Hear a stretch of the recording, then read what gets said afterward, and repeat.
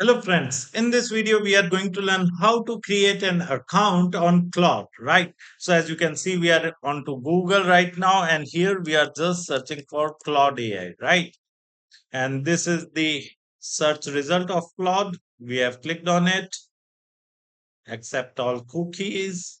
Here you can either enter the email manually or you can simply click on continue with Google as I have already logged in my Gmail account in this browser. Okay, continue, and it's done. It's super easy to create an account on Claude, right?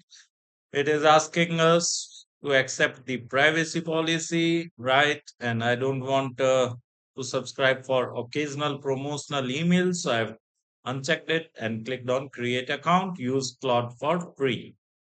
Okay, skip, continue.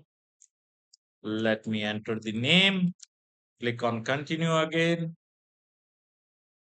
I'm the founder. I have my own topic and it's done.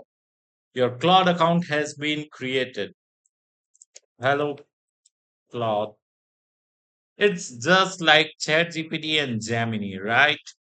You can ask anything, right? What is Claude?